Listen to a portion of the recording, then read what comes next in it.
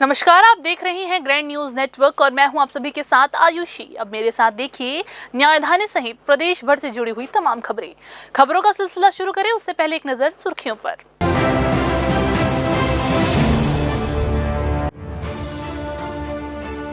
राष्ट्र प्रेरणा से ओतप्रोत संघ सृजन नाट्य मंचन, डॉक्टर हेडगेवार के जीवन से झलकी संघर्ष और समर्पण की गाथा।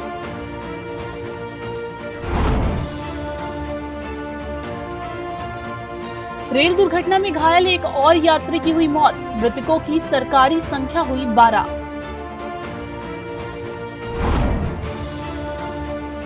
बिलासपुर मिशन हॉस्पिटल परिसर में फिर बवाल, स्टे ऑर्डर का हवाला देकर प्रदर्शन, सड़क पर लगा जाम।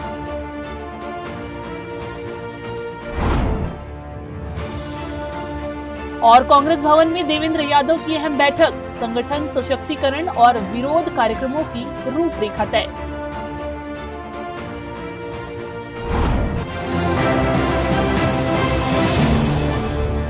तो ये थी आज की सुर्खियां और अब खबरें विस्तार से।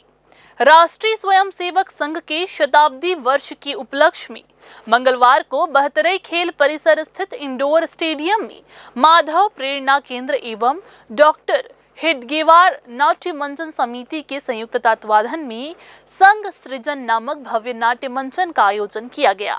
कार्यक्रम में मुख्य अतिथि केंद्रीय राज्य मंत्री तोखन साहू और अध्यक्ष उप मुख्यमंत्री अरुण साव रहे। तोखन साहू ने कहा कि आरएसएस कोई राजनीतिक संगठन नहीं बल्कि मानव निर्माण की प्रयोगशाला है, जहां व्यक्ति से समाज और समाज से राष्ट्र निर्माण की भावना आकार लेती है। उन्होंने कहा कि संघर्षों से निकला हुआ व्यक्तित्व ही राष्ट्र की सच्ची रीढ़ बनता है।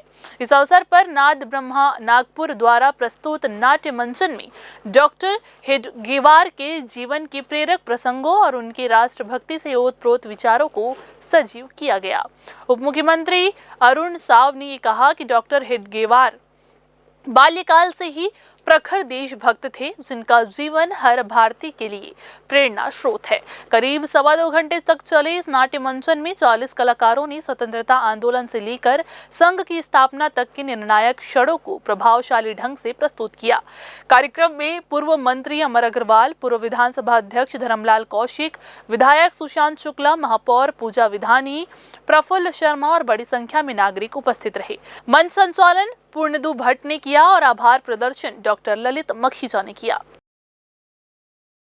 बिलासपुर में लोक संस्कृति और परंपरा का रंग तब और गहरा हो गया जब रावत नाच महोत्सव के मंच पर नेता और कलाकार एक साथ नजर आए और थिरकते हुए नजर आए। मंगला बजरंग चौक छपराभाटा में आयोजित 26वें रावत नाच महोत्सव में डिप्टी सीएम अरुण साव और विधायक सुशांत शुक्ला ने शिरकत की। दोनों नेता जब मंच पर पहुंचे तो पारंपरिक धुनों पर खुद को रोक नहीं पाए और कलाकारों के साथ झूम उठे।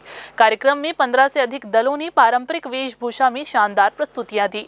ढोल मंजीरों की थाप पर जब तक नर्तक दोहे गा रहे थे तो दर्शक भी झूम उठे। महोत्सव में कलाकारों ने बेटी बचाओ बेटी पढ़ाओ का संदेश देकर समाज को प्रेरित किया। इधर डिप्टी सीएम के थिरकते वीडियो अब सोशल मीडिया पर तेजी से वायरल हो रहे हैं। रावत नाच महोत्सव ने एक बार फिर से छत्तीसगढ़ की लोक संस्कृति की नई ऊर्जा गौरव के साथ लोगों के दिलों में जगा दी है।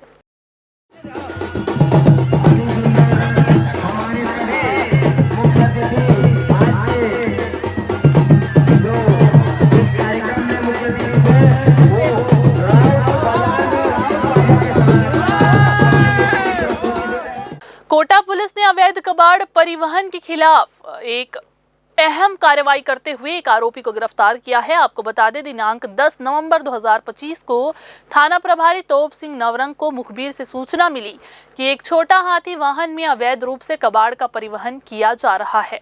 सूचना पर तत्काल कार्रवाई करते हुए पुलिस टीम रवाना की गई और मुखबिर के बताए मार्ग पर घेराबंदी की गई। कार्रवाई के दौरान सफेद रंग के छोटा हाथी वाहन क्रमांक CG10 C5074 को रोककर तलाशी ली गई, जिसमें लगभग 1.5 क्विंटल पुराने स्टील के बर्तन, कढ़ाई व अन्य कबाड़ सामग्री जिसकी कीमत लगभग 51,000 रुपए आंकी गई है, वो बरामद की गई। वाहन की कीमत करीब 30,000 रुपए सहित कुल जब्ती 81,000 रुपए की गई है। वाहन चालक भरत वैष्णव को मौके पर ही गिरफ्तार किया गया है और आगे की कार्रवाई की गई है। कोटा थाने में मुखबिर से सूचना प्राप्त हुई थी कि एक सफेद छोटा हाथी में अवैध कबाड़ का परिवहन किया जा रहा है, जिस पर पुलिस द्वारा घेराबंदी करके चेकिंग लगाई गई और विधिवत कार्यवाही करते हुए 1.5 क्विंटल कबाड़ कुल कीमती 81,000 रुपए जब्त करके इसमें आगे कार्यवाही की जा रही है। मुंगेली जिले में कलेक्टर द्वारा जारी आदेशों का पालन संबंधित विभाग नहीं करा पा रहा है। कलेक्टर ने पत्र जारी कर 11 से 18 नवंबर तक राष्ट्रीय राजमार्ग 130 पर मनियारी नदी पुल के मरम्मत कार्य के लिए यातायात पूर्ण रूप से बंद करने और भारी वाहनों को बाईपास मार्ग से गुजरने के निर्देश दिए थे। आदेश के बावजूद भारी वाहन प्रतिबंधित मार्ग से ही लगातार गुजर रहे हैं, जिससे मरम्मत कार्य में बाधा उत्पन्न हो रही है और दुर्घटना की आशंका बनी हुई है। कलेक्टर के स्पष्ट निर्देशों की खुलेआम अवहेलना ये दर्शाती है कि जिम्मेदार अधिकारी और विभाग आदेश पालन कराने में पूरी तरह से असफल है। प्रशासनिक लापरवाही के कारण न केवल आम जनता को असुविधा हो रही है, बल्कि सुरक्षा व्यवस्था पर भी प्रश्न चिन्ह लग गया है। स्थानीय लोगों ने संबंधित विभाग से तत्काल सख्त कार्रवाई की मांग की है। फिर से वक्त हो चला है छोटा सा ब्रेक लेने का। ब्रेक के बाद जारी रहेंगी खबरें, आप बने रहिए ग्रैंड न्यूज के साथ। जय जया प्राइवेट ITI NCVT से मान्यता प्राप्त एंड ISO सर्टिफाइड 10वीं पास विद्यार्थियों के लिए 2 year electrician course, COPA 1 year course, computer operating and programming assistant course, best classroom facility, admissions open. Jai Jaya private ITI, Riverview colony, Koni, Bilaspur, Chhattisgarh. Break के बाद आप सभी का एक बार फिर से स्वागत है। लाल खदान रेल दुर्घटना में घायल एक और यात्री ने इलाज के दौरान दम तोड़ दिया है। अब इस हादसे में मरने वालों की संख्या बढ़कर 13 हो चुकी है। मरने वाली युवती का नाम महवेश परवीन बताया जा रहा है, जो नैला जांजगीर की रहने वाली थी। बिलासपुर के लाल खदान में हुई रेल दुर्घटना का दर्द अब भी कम नहीं हुआ है। घटना में घायल कई यात्री अब भी अस्पताल में जिंदगी और मौत से जंग लड़ रहे हैं। इसी बीच देर रात अपोलो अस्पताल से एक और बुरी खबर आई।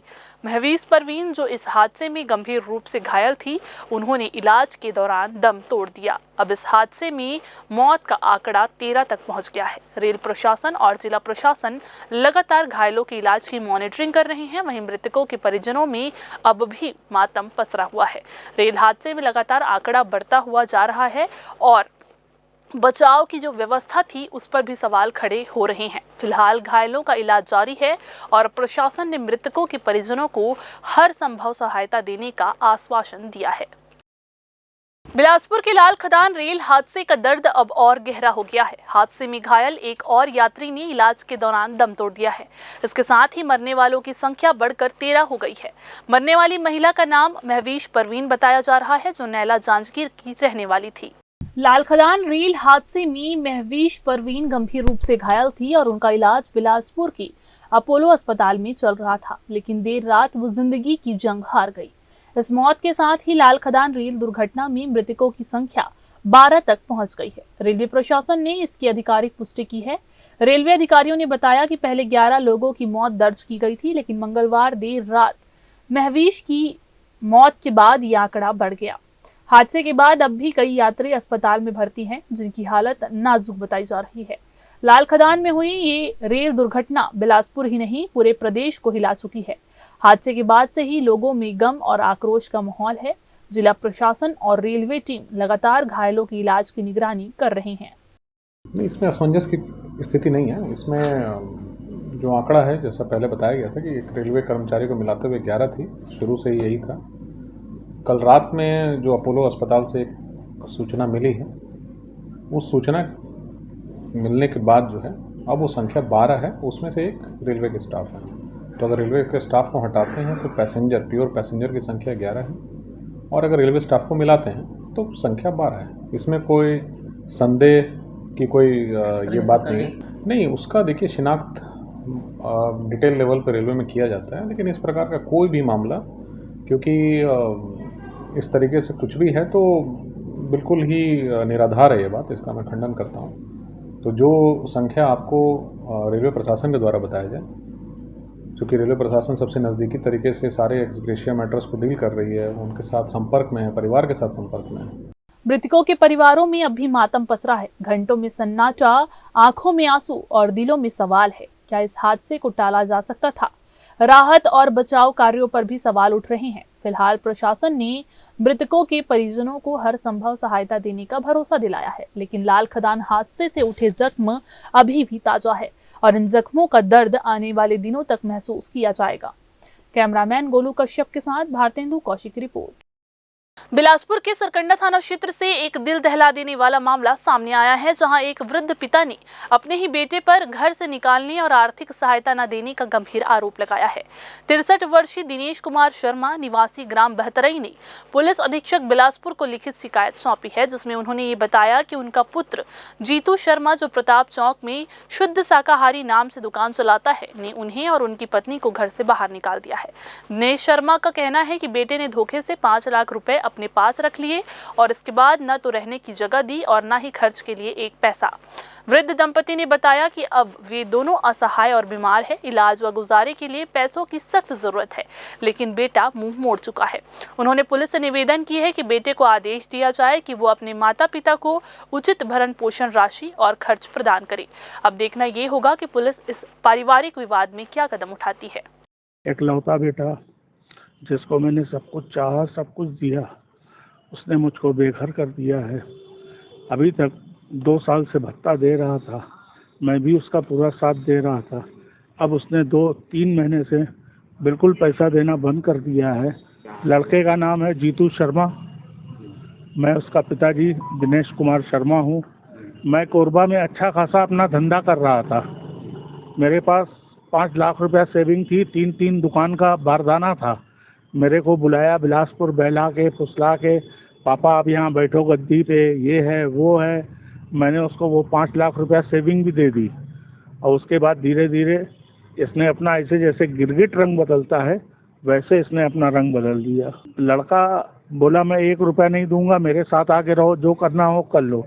अगर तुमको अपने साथ ही रखना था तो शुरू में तुम हमको मकान अलग से बैतराई पे क्यों दिलवाए? सरकार अभी किसके नाम है दुकान सब वो अपनी वाइफ के नाम करवाया है। फिर से वक्त तो चला है छोटा सा ब्रेक लेने का। ब्रेक के बाद जारी रहेंगी खबरें, आप बने रहिए ग्रैंड न्यूज के साथ। जय प्राइवेट ITI NCVT से मान्यता प्राप्त एंड ISO सर्टिफाइड 10वीं पास विद्यार्थियों के लिए 2 year electrician course, COPA 1 year course, computer operating and programming assistant course, best classroom facility, admissions open. Jai private ITI, Riverview colony, Koni, Bilaspur, Chhattisgarh. Break के बाद आप सभी का एक बार फिर से स्वागत है। बिलासपुर मिशन अस्पताल परिसर में चल रही तोड़फोड़ की कार्रवाई के दूसरे दिन बुधवार को फिर से हंगामा और बवाल मच गया। मंगलवार देर रात तक चली कार्रवाई के बाद बुधवार सुबह भी निगम अमले ने मिशन हॉस्पिटल परिसर में बुलडोजर चलाकर अतिक्रमण हटाने की कार्रवाई जारी रखी। इसी दौरान मिशनरी समाज के लोगों ने सुप्रीम कोर्ट से स्टे का हवाला देते हुए विरोध प्रदर्शन शुरू कर दिया। बुधवार सुबह से ही मिशन हॉस्पिटल परिसर के बाहर बड़ी संख्या में लोग एकत्र हो गए थे। जैसे ही निगम की टीम हॉस्पिटल के पीछे की इमारत की ओर बढ़ी, कुछ युवक युवतियां दीवार फांद कर अंदर घुस गए और जोरदार विरोध जताने लगे। उन्होंने निगम कर्मियों पर स्टे ऑर्डर की अवहेलना कर जबरन तोड़फोड़ करने का आरोप लगाया। बताया जा रहा है कि इस दौरान वीडियो बनाते हुए कुछ लोगों ने अधिकारियों से गाली गलौज भी की। स्थिति तनावपूर्ण होते देख CSP निमितेश सिंह पुलिस बल के साथ मौके पर पहुंचे। थोड़ी देर बाद नगर निगम आयुक्त, SDM और तहसीलदार भी घटना स्थल पर पहुंचे। प्रशासनिक अधिकारियों ने प्रदर्शनकारियों को परिसर से बाहर निकलने के लिए समझाइश दी। नहीं मानने पर उन्हें खदेड़ कर बाहर किया गया। विरोध बढ़ता देख मिशन हॉस्पिटल परिसर के बाहर बड़ी संख्या में लोग जमा हो गए। नारेबाजी और हंगामे के चलते कुछ समय के लिए सड़क पर जाम की स्थिति भी बन गई। पुलिस ने सुरक्षा के लिहाज से पूरे इलाके में अतिरिक्त बल तैनात किया है। गौरतलब है कि मंगलवार को निगम ने मिशन हॉस्पिटल परिसर में अतिक्रमण हटाने की बड़ी कार्रवाई की थी। इस दौरान मुख्य बंगले सहित करीब 30 परिवारों को बेदखल कर उनके आवासीय भवनों को ढहा दिया गया था। प्रशासन का कहना है कि यह जमीन सरकारी रिकॉर्ड में शासकीय भूमि के रूप में दर्ज है और न्यायालय के आदेश के तहत कार्रवाई की जा रही है। वहीं मिशनरी समाज के लोगों का दावा है कि मामला उच्च न्यायालय और सुप्रीम कोर्ट में लंबित है। फिर भी प्रशासन ने स्टे आदेश का उल्लंघन कर तोड़फोड़ की है। घटनास्थल पर अब भी भारी पुलिस बल तैनात है और स्थिति तनावपूर्ण बनी हुई है। मिशनरी पक्ष के लोग इस तोड़फोड़ की कार्रवाई को 2 घंटे तक रोकने की मांग करते रहे ताकि वे स्टे ऑर्डर की कॉपी निगम के सामने पेश कर सकें। हमारी मांग सिर्फ इतनी है कि जेसीबी को 2 घंटा रोका जाए। सुप्रीम कोर्ट से हमारा स्टे हो चुका है, जिस स्टे मौखिक रूप से आया है पर कागजी तौर पे हमारे पास आने में भी टाइम लग रहा है। मैं प्रशासन से चाहता हूँ कि 2 घंटे के लिए अपनी जेसीबी रोका जाए। इनको जैसे ही पता चले, एक जेसीबी कबाड़ी चोरी करने में लगी थी, इनको पता चला कि इनको सुप्रीम कोर्ट से स्टे मिल गया है, 2-3 जेसीबी और ये घुसा के तोड़ना चालू कर दिए।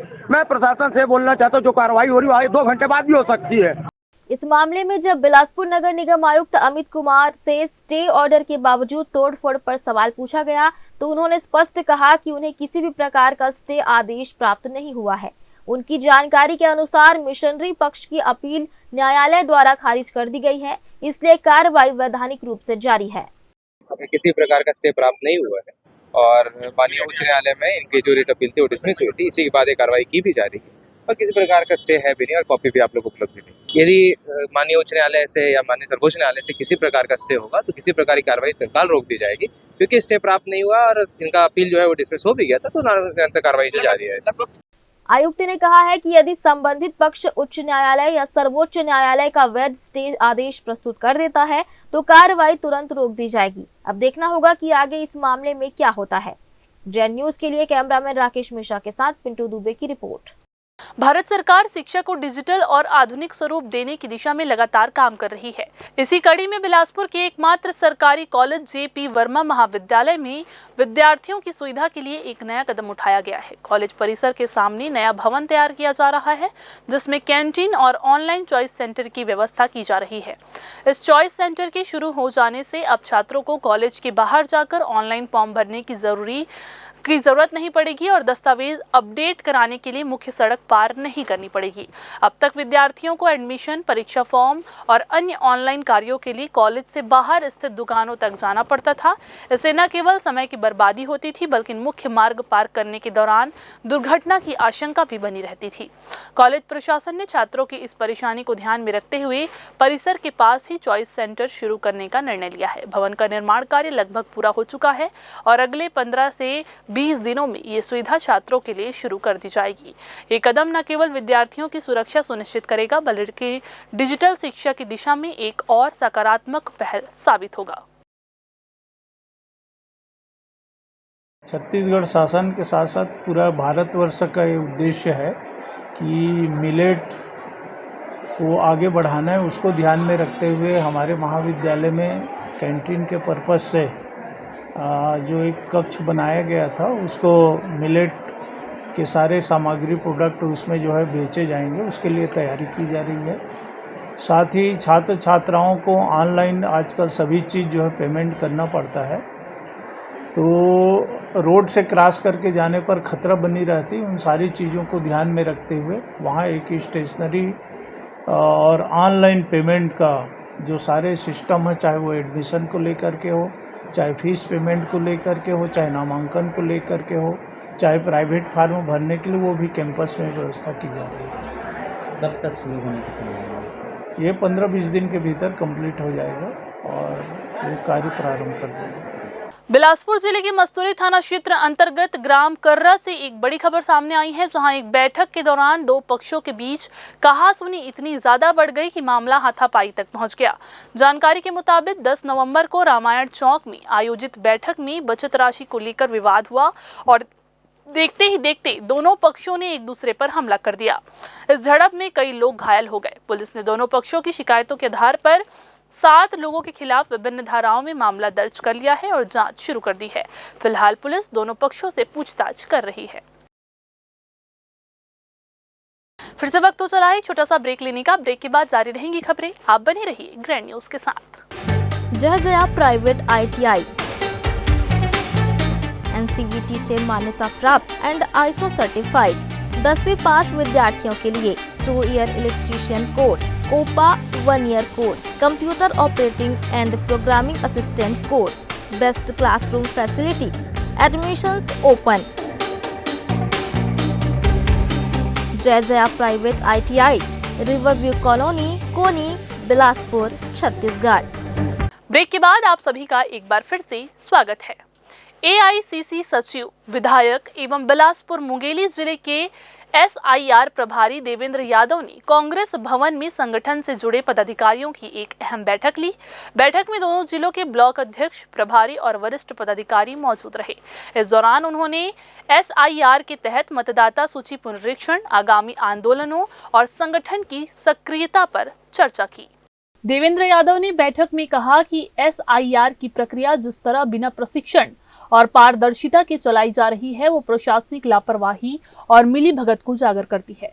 उन्होंने कहा कि मतदाता सूची में पात्र लोगों के नाम ना कटे, इसके लिए कांग्रेस बूथ स्तर पर BLA नियुक्त कर रही है और हर स्तर पर निगरानी रखी जा रही है। यादव ने कार्यकर्ताओं से अपील की कि वे मतदाता सूची पुनरीक्षण में सक्रिय भूमिका निभाएं, ताकि किसी भी मतदाता के अधिकारों का हनन ना हो। उन्होंने ये भी कहा है कि पार्टी का हर कार्यकर्ता जनता के बीच जाकर कांग्रेस की नीतियों को मजबूत करे। मंत्री जी से अनुरोध करूंगा, बहुत वादे किए थे आपने सांसद बनने के लिए, और सांसद बनने के बाद आप केंद्रीय मंत्री बन गए। बिलासपुर के लिए आपने क्या किया है, इस पर जवाब। वर्तमान मंत्री के बीच में कला है जो बिलासपुर लोकसभा से आते हैं। आप कैबिनेट में जाके देखोगे तो कैबिनेट में भी कला ही भरा हुआ है पूरा, और आप देखोगे मुख्यमंत्री के कार्यालय में तो वहाँ अधिकारियों के बीच में कला है। तो पूरी भारतीय जनता पार्टी पावर के दम पर लोगों की जबान को रोकने की कोशिश कर रही है। इतना विद्रोह आपस में फैला हुआ है कि लोग बस अपनी भावना व्यक्त करना चाहते हैं। जब संगठन में, सरकार में कहीं नहीं मिलता तो सार्वजनिक मंचों में कर देते हैं।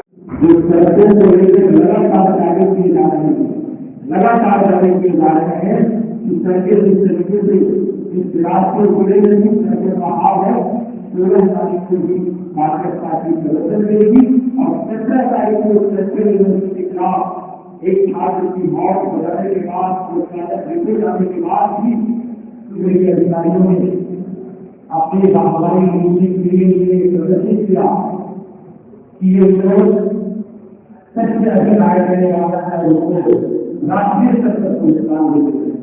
लेकिन बिलासपुर रेलवे को यहाँ के नागरिकों का, यहाँ के संघर्ष का परिणाम है। बैठक में आगामी आंदोलनों की रूपरेखा भी तैयार की गई है।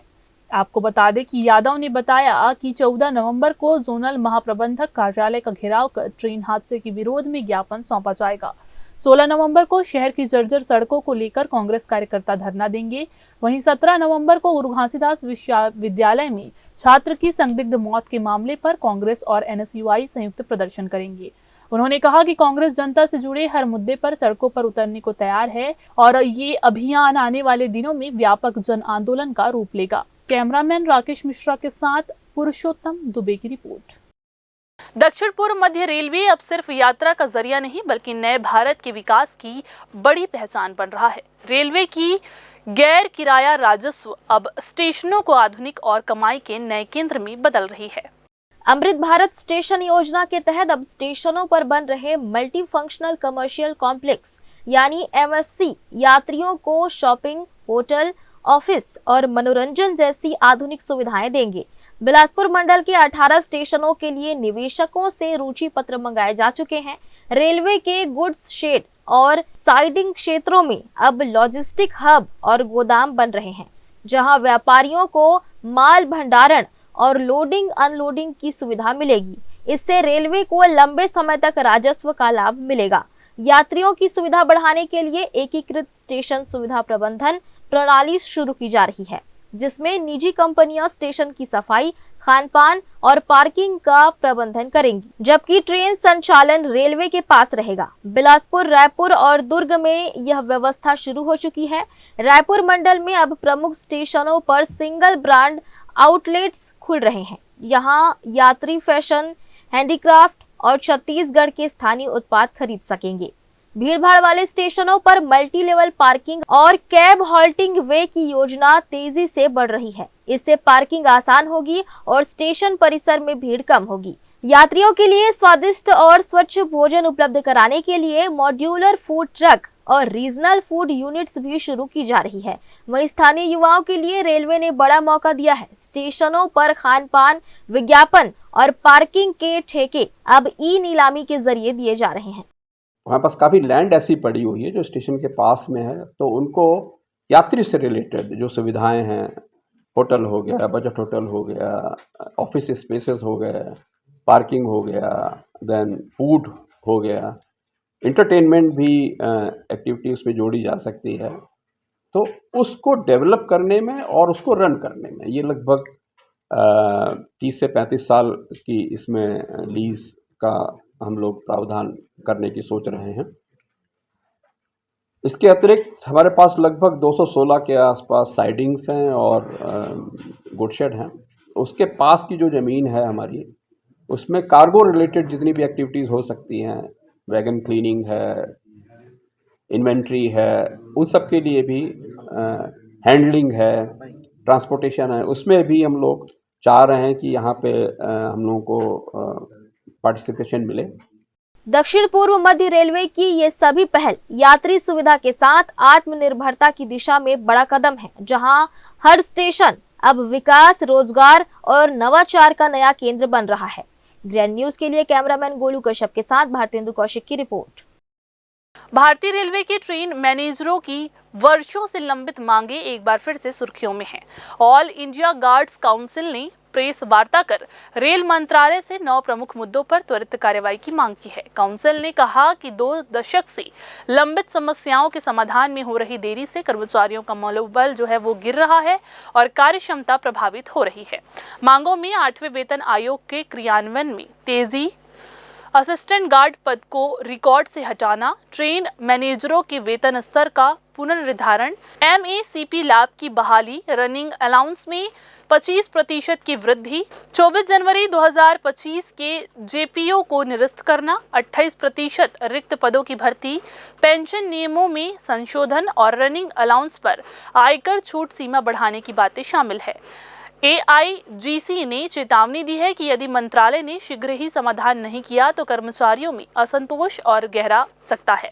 काउंसिल का कहना है कि ये मांगे केवल आर्थिक लाभ से जुड़ी नहीं हैं, बल्कि रेलवे संचालन की सुरक्षा, कार्य संतुलन और प्रशासनिक पारदर्शिता से भी गहराई से संबंधित है। 90% मांगे हमारे अभी तक लंबित है, जो पिछले 5th पे कमीशन से चली आ रही है। मतलब 19-20 साल से हमारी मांगों को दरकिनार किया जा रहा है, और जबकि हमारे से काम दिन पर दिन बढ़ाया जा रहा है। ट्रैफिक बढ़ रहा है तो डेफिनेटली हमारा काम बढ़ रहा है, हमारे ऊपर मेंटल प्रेशर और फिजिकल प्रेशर बढ़ रहा है, लेकिन हमारी डिमांड्स को पूरा नहीं किया। अभी हमारी मांगों को 8 पीस पे कमीशन बैठ रहा है, और हम चाहते हैं कि हमारी मांगों को वो समझे, और इसीलिए हम लोग आपके पक्ष आए कि हमारी मांगे जायज़ हैं, आप उसको सुने और हमारा जो भी पक्ष है वो आप उस पर बिल्कुल विचार करें, और हमें साथ जो अभी तक 5th पे कमीशन, 6th पे कमीशन, 7th पे कमीशन हमारे साथ जो अन्याय हुआ, मैं 8th पे कमीशन से जो भी महानुभाव बैठेंगे, पदाधिकारी बैठेंगे, हमारा पूरा हमारे साथ न्याय करता हूँ। हमारी मुख्य समस्याएं जो है, एक तो हमारे जो वेतन विसंगतियाँ हैं उसके ऊपर में है, और दूसरी जो है कि जो संरक्षा का अवहेलना हो रही है उसके ऊपर में है। क्योंकि जैसे वो ट्रेनों में जहाँ गाड़ियाँ स्टेबल हो जाती है वहाँ पर हैंड ब्रेक बांधने के लिए कह रहे हैं। इसी तरह से आपका सेफ्टी के बहुत सारे रूल्स आ रहे हैं। जो हमारे पहले रेस्ट जो थे, अगर मैंने आउट स्टेशन हेडक्वार्टर में जाके हम 8 घंटे सोते थे, 8 घंटा रेस्ट लेके फिर अपनी फ्रेश होकर नौकरी करते थे, अब उसको कम करके 6 घंटा कर दिया गया है। तो ये सारी जो चीज़ें हो रही है संरक्षक के विरुद्ध हो रही है। तो वेतन विसंगतियाँ है ही है, उसके साथ साथ जो संरक्षक का अवहेलना हो रहा है उसको लेके है कि 8 CPC में हमारा कम से कम वेतन विसंगति को सुधारा जाए, और अगर उसके पहले भी रेलवे चाहे तो उसको सुधार सकती है। तो ये थी आज की बुलेटिन की तमाम खबरें। अगले बुलेटिन में फिर होगी आपसे मुलाकात। तब तक के लिए पूरी टीम के साथ मुझे दीजिए इजाजत। नमस्कार।